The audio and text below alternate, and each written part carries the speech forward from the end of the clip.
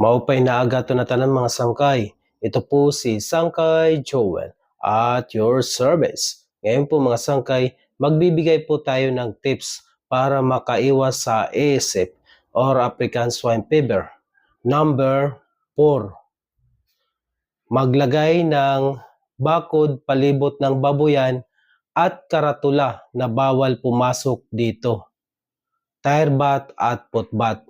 So mga sangkay, mahalaga po itong nakabakod po palibot po ang ating babuyan para hindi kaagad makapasok yung tao sa ating piggery farm.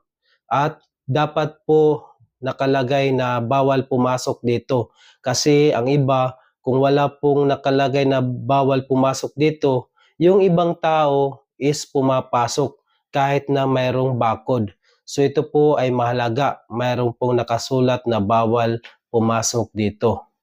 Pangalawa is yung tire bat. So sa ating main gate po, mayroon po yung nakalagay or sa mga malalaking piggery farm, mayroon pong nakalagay na tire bat.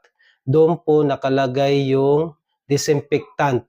Bago pumasok yung sasakyan, halimbawa yung nagde-deliver ng feeds or yung kumukuha ng baboy sa ating babuyan, bago po sila makapasok, dadaan po sila doon sa tire bat. Yung tire bat po, mayroong itong disinfectant at mayroong tubig. Yung tubig po, isang dangkal para sigurado pong ma-disinfect yung gulong ng sasakyan.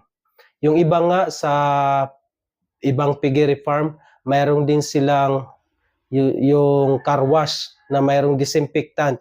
Winawashingan nila buong sasakyan para sigurado po na yung bacteria or viruses hindi po makapasok sa kanilang piggery farm. Pangatlo po mga sangkay, yung putbat. Mga sangkay, yung putbat ay linalagay yun sa labas ng ating piggery farm. Doon po sa pintuan bago makapasok sa ating piggery farm, doon po nakalagay yung putbat at mayroon po itong disinfectant.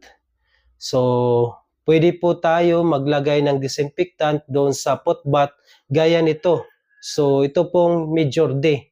Mga sangkay, disclaimer lang po, hindi po tayo nagpo-promote ng disinfectant. Ang ating lang po, magkaroon po kayo ng idea kung ano yung mga disinfectant na pwede natin mailagay sa ating putbat or sa tire bat.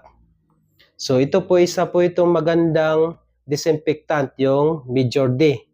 Yung iba mayroon pong Microban, Viralcide. So pumili lang po kayo kung ano po ang gusto nyo mga disinfectant na pwede natin mailagay sa ating babuyan.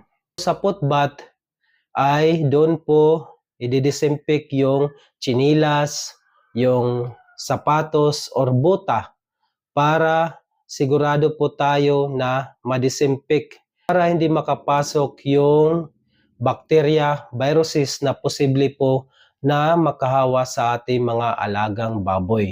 Mga sangkay, sana mayroon kayong natutunan sa ating tips para makaiwas sa ASF or African Swine Fever at may apply po natin sa ating sariling babuyan.